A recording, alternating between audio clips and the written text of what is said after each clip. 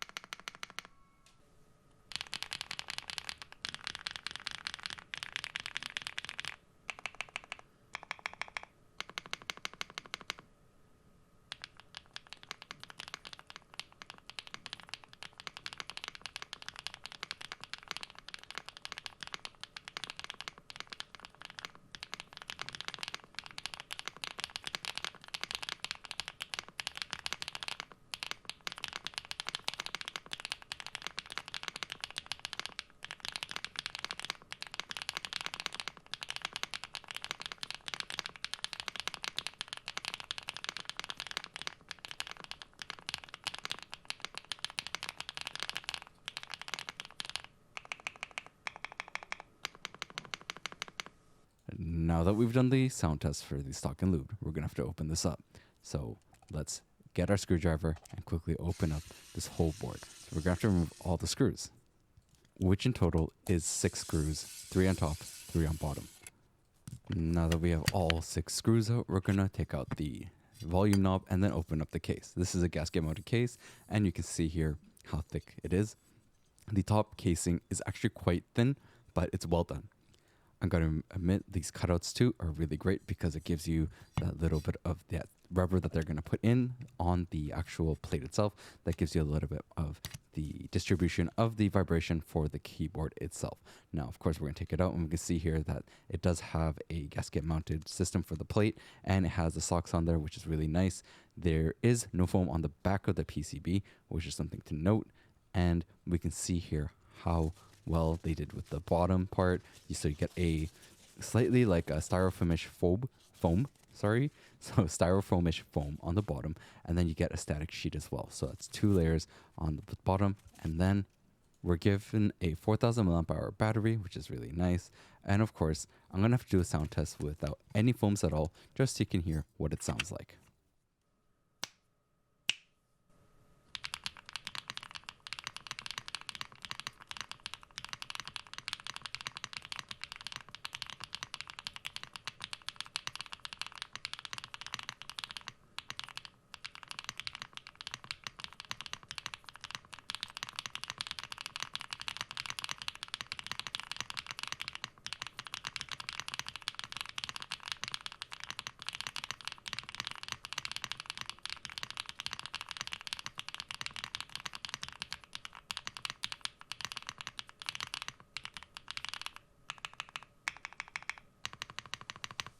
So now that we've done the foamless sound test, let's actually mod the board. Now, the way that I'm thinking of modding this board is going to be to add 2 layers of tape. And now the reason being is because of the way that this board is, I don't think adding the normal thing what I do, which is the car like sound dampening foam, would be a great idea because it would put maybe too much pressure on the PCB. And from my past experience, if you do that, it's not great for the PCB and you could actually have some issues with it. So we're gonna do 2 layers, which should be enough to make this a little bit more dampened because the zebra switches I find with the P series keyboards are usually a little bit more on the clacky sound on the loud side, especially in terms of the spacebar. And I am of course going to have to modify the spacebar, but let's after we put it all together, which again, don't forget to put in the 6 screws back in, and then we're gonna actually remove the spacebar here, and then we're gonna add in the car sound dampening foam. Now, the reason I do this is because I find that a lot of times the space bars have a lot of empty space, and in that empty space, it provides a lot more area for the vibrations to go around for the sound, and it will make a louder ting sound. So by filling it up a little bit, you don't even have to fill up a lot, just a little bit, you will actually help dampen the sound quite a bit. Now, the reason I like using the car sound dampening foam is it really helps with the vibrations inside the space bar, and plus it's easy to work with. But of course, removing it in the future is a bit of a pain. I find don't add too much either. If you add too much, it mutes the spacebar so much that it actually is really horrible. You actually don't want to do it too much. You want to do just a decent amount like how I'm doing here, which I'm only filling up like one side of it instead of the whole spacebar. And it really helps a lot to make it sound a lot nicer. So as you can see here, I'm just working with it here and making sure I can cut it up in nice form factor just to fit it in and then get part of it in there just so that it makes that space. So by doing that, as you can hear, it sounds great. And then we're gonna do a full modded sound test.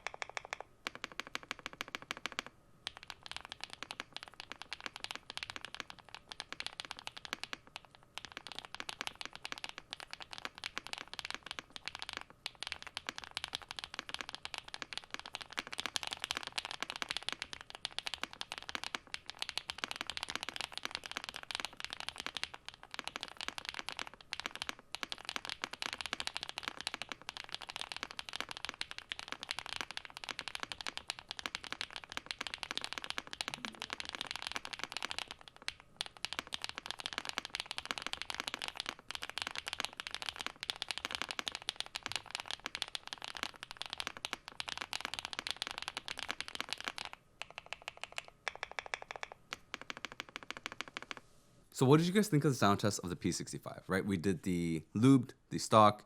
We also did like all like the different sound tests with the modding as well.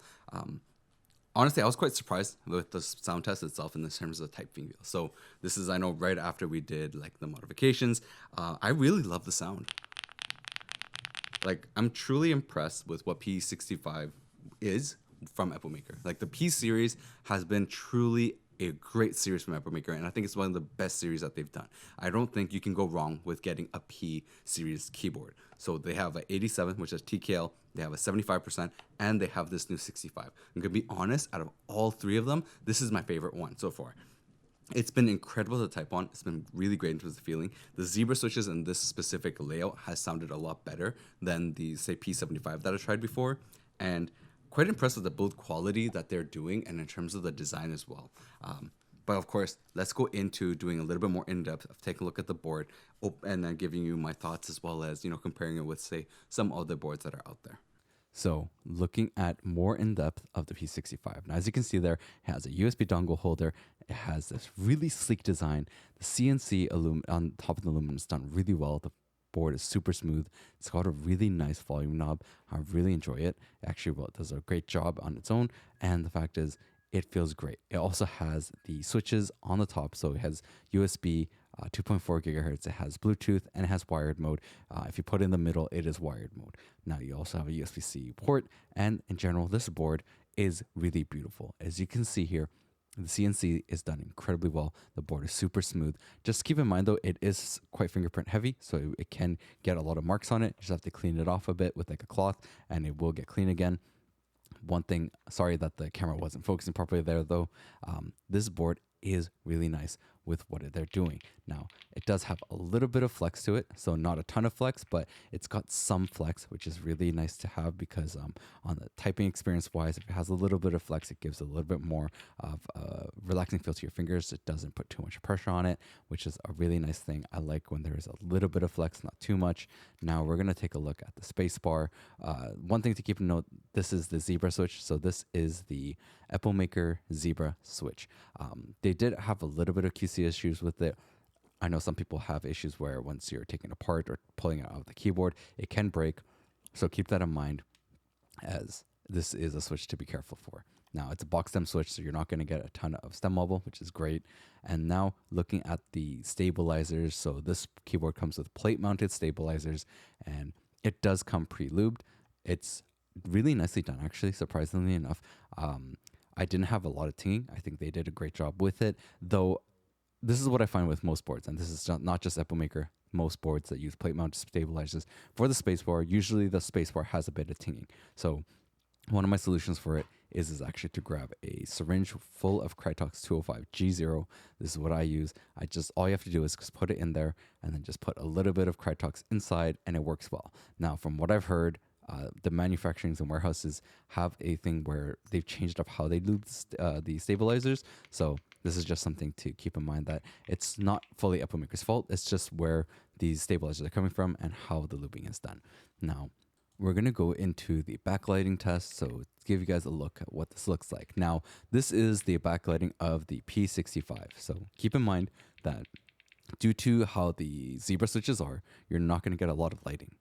So as you can see here, it's hard for my camera to actually catch it. The lighting is actually coming from the bottom where there is this slight slit in the switch. So keep that in mind, that the brightness on this keyboard is not amazing. You do see it though, right? Like right now when I look at it in front of my desk, you can see the lighting. It's not incredibly bright, but it is bright enough for you to look at. Now these keycaps aren't going to be the shine through keycaps, so you're not going to get a ton of backlighting, but keep that in mind. It's not crazy, but it's still there.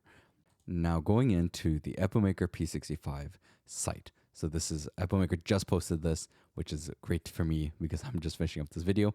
But as you can see, it comes in the khaki or a black color. I have the khaki and I love it. It comes with two switches choices, right? The Zebra and the linear wisteria switch. I am using the Zebra switch, which I think it works really well with this P65. So you get the CNC aluminum, you get the tri-mode, 1000 hertz, and 4000 mAh battery. I truly think that they did a great job with this board. Out of all the P series keyboards I've tried so far, this has been really great. And it's a simple board, right? That's the one thing I love, is it's a simple board. You can actually get the JSON file on the website. So if you go into Epomaker's website, just click on it, boom, leads you here. And then all you do is download it. And once you download it, go into VIA, right? Go into design, go into load, and then you can just pick out your P65 JSON file and then go back into the configure, and you have it done. I love the fact that they used VIA for this, and truly appreciating the fact that they've done this. The reason being is a lot of times, a lot of these companies are using their own software, and I'm loving to see how Epomaker is kind of walking away from that section and actually now just going back to VIA, which is really great for the users, because a mediocre software is not as great as having a good software that works, especially one that's much more customizable, and that's VIA. Now, using the keyboard inspector, we can kind of see here, it's like a approximate of the polling rate, not the latency, and we are getting 1000 polling rate, which is great to see, because a lot of times boards, you just need 1000 for gaming. You really don't need like a crazy amount if you're not like super competitive or a Hall effect board user. 1000 hertz is more than enough for your video games. Now, going into a little bit more of a look of this board, one of the things that I felt with the P65 is that typing feels amazing. And I've been really loving typing on this board. The thing is, I've even used it for gaming and it works fine. Like I play Apex Legends at like platinum, going to diamond ranked, and this keyboard worked completely fine for me.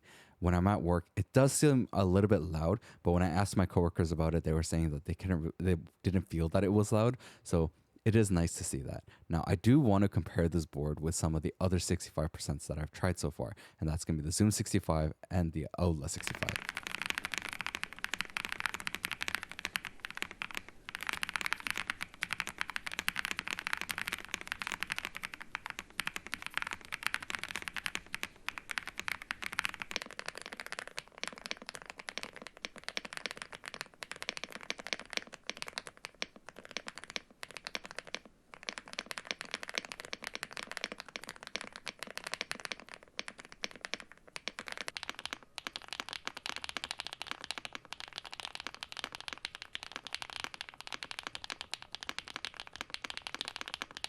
So comparing those boards, what would I think? The Zoom 65 was about 200 USD, and then the Alula is like much more budget. I think the P65 stands in a really great spot. It is 126 USD, which is not super budget, but for the quality of board you're getting with this, it is a reasonable price. It is VIA compatible. You're getting all the tri modes that you need, and it's all accessible easily on this board. It sounds really nice. It has a really nice, clean build to it. I really think that Epomaker hit the spot with this at the 65% point. In total, I think the P65 is a great board that you cannot go wrong with. If you are looking for a more affordable aluminum 65% board that has wireless and more, that comes pre-built with a really nice design, really nice coloring, like this classic, more retro like feel, I would say get yourself a P65. This thing has VIA compatibility as well, which is amazing. I truly think that you cannot go wrong with a P series keyboard from Epomaker. This has been a really great series from them, and I'm truly impressed with what they're doing, and I suggest this for sure. So I'll have the links in my description for you guys to take a look at. And yeah, go take a look. And of course, go check out the other videos I got, and I'll have to catch you guys next time.